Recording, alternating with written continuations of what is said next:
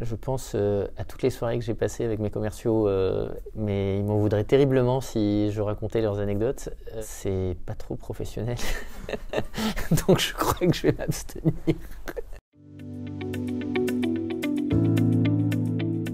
Bonjour, je m'appelle Brice, je suis le président et le fondateur de Voltaire Group. J'ai 44 ans, je suis originaire du Pays Basque, père de 2 enfants, et voilà. Quelle est ta mission principale au sein du groupe Voltaire ?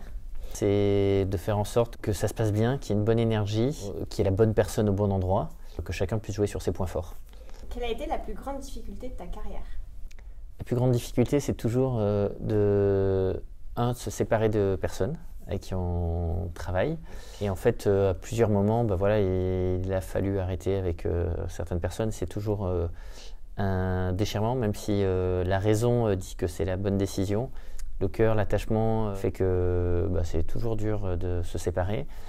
Mais en même temps, même si je sais que c'est mieux pour tout le monde, il n'y a pas de cas où les deux ne sont pas malheureux quand on arrive à cette situation.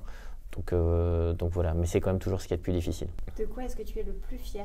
Ce dont je suis le plus fier en général, c'est l'état d'esprit d'entraide qu'il y a dans l'entreprise. Il y a une vraie convivialité et c'est vrai que j'ai souvent des fournisseurs qui me disent quand ils viennent de votre atelier, l'énergie qu'il y a, on la voit rarement ailleurs.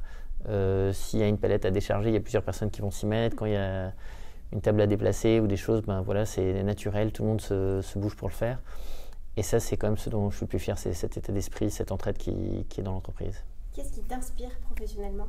Alors, ce qui m'inspire déjà en interne, c'est mes collègues, parce que j'apprends d'eux tous les jours, parfois leur bienveillance, parfois leur exigence, et donc c'est la première chose. Et après, ma source d'inspiration extérieure à l'entreprise, elle est partout. C'est vrai que mon cerveau est câblé comme ça, que je marche dans la rue, je regarde toutes les façades de boutiques et tous les concepts business, tout ce qui existe, je scanne. Je suis un avide consommateur de podcasts. Tout le monde se moque de moi parce que je suggère toujours des podcasts. Et puis quand je réfléchis à un sujet, je vais toujours me documenter, lire des livres de référence sur le sujet pour trouver la meilleure approche. En 3 mots, comment tu décrirais ton rôle ? Très gentil organisateur. Et puis sérieusement, en 3 mots, direction, c'est donner un cap. Ton, c'est aussi donner le ton de l'entreprise. Dernier rôle, c'est écoute, parce que c'est quand même ce que je dois faire, c'est écouter tout ce qui se fait pour mobiliser tout le monde dans le même sens. Quelle est ta meilleure anecdote de travail ? Un moment qui m'a marqué, je ne sais pas si c'est une anecdote, c'était au Salon du Cheval de Paris. C'était à la fin de la journée et je ne sais plus comment c'est arrivé. On avait plusieurs stands de plusieurs marques et tout le monde s'est réuni.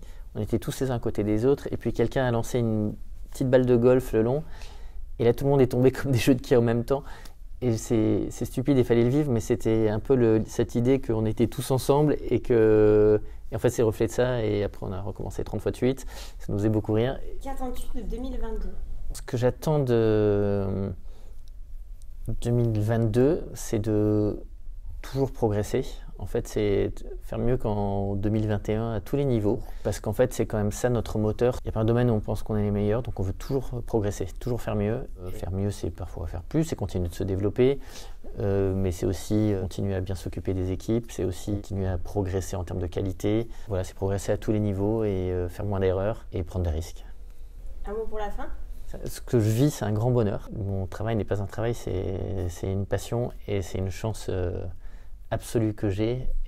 C'est ma chance de pouvoir faire quelque chose que j'aime avec des gens que j'aime.